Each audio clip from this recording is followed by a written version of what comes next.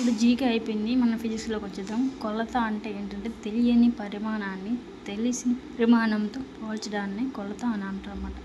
అంటే మనకి ఏది ఇప్పుడు తెలియదు కదా, ఏంటి ఏ ఒక టేబుల్ కొలాలన్నా ఏది కొలాలన్నా సరే మనకి అది తెలియదు. దాన్ని తెలిసిన పరిమాణంతో పోల్చడాన్ని కొలత అంటారు అన్నమాట. ప్రమాణం తెలిసిన స్థిర పరిమాణాన్ని ప్రమాణం అంటారు.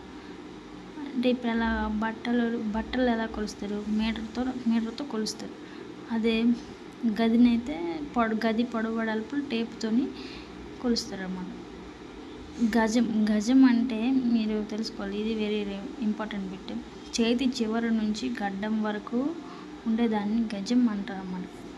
ఎవరు వారి యొక్క అడుగులతో పొడవును కొలిచేవారు? రోమన్లు. ప్రాచీన భారతదేశంలో చిన్న పొడవుల కొలతకు ఉపయోగించేది ఏది? అంగుళాలు, బెత్త. అంగుళాలు అంటే వేలుతో కొలిచేవాళ్ళు అన్నమాట. బెత్త అంటే పిడికిలతో కొలిచేవాళ్ళు ఒకప్పుడు. ఇది మోస్ట్ ఇంపార్టెంట్ బిట్, నోట్ చేసుకోండి. మెట్రిక్ వ్యవస్థ అనే ప్రామాణిక కొలతను సృష్టించింది ఫ్రెంచి వారు 1790లో. ఇప్పుడు ఉపయోగిస్తున్న ప్రమాణాల వ్యవస్థ అంతర్జాతీయ ప్రమాణాల వ్యవస్థ. అది ఎస్ఐ ప్రమాణంలో కొలుస్తాం కదా. పొడవు యొక్క ఎస్ఐ ప్రమాణం మీటర్లు. 1 metre = 100 centimetres. 1 centimetre = 10 millimetres. 1 kilometre = 1000 metres. పెద్ద దూరాలను కొలిచేందుకు వాడే ప్రమాణం కిలోమీటర్లు. నిశ్చల స్థితి అంటే ఏంటి? వస్తువు స్థానం పరిసరాలను బట్టి నియమిత కాలం మారకపోవడాన్ని నిశ్చల స్థితి అంటారు. అది ఏంటంటే ఇల్లు, టేబుల్, గడియారం ఇవన్నీ నిశ్చల స్థితిలోకి ఎగ్జాంపుల్ వస్తాయి అన్నమాట. అది చలనం అంటే ఏంటి? వస్తువు యొక్క స్థానం పరిసరాలను బట్టి తన స్థానాన్ని మార్చుకుంటే ఆ వస్తువు చలనంలో ఉన్నట్లు నిర్వహిస్తాం మనం. దానికి ఎగ్జాంపుల్ ఎగురుతున్న పక్షి, గడియారంలో సెకండ్ల ముళ్ళు.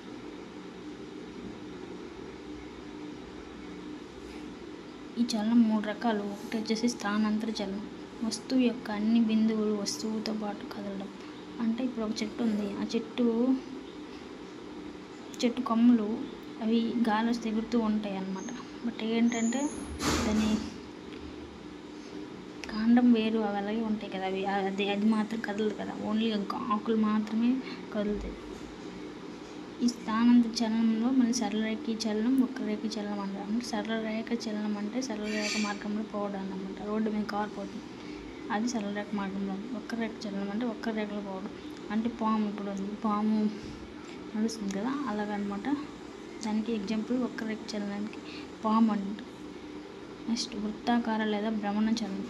స్థిర అక్షం చుట్టూ వక్రరేఖ మార్గంలో ప్రయాణిస్తే అది వృత్తాకార చలనం లేదా భ్రమణ చలనం అంట.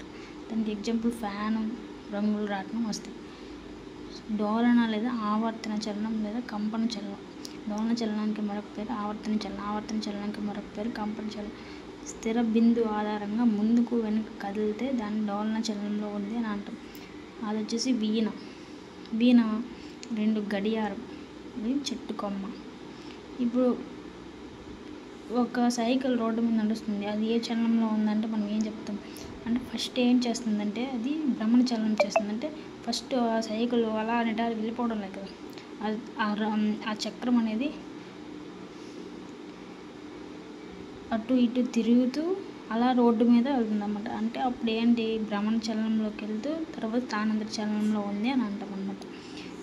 ఇది ఫ్రెండ్స్ ఈరోజు క్లాసు. ఇంకా మీకు కావాలంటే నేను మళ్ళీ చెప్తాను. ఈ టాపిక్ కనుక మీకు నచ్చితే please share and subscribe and like.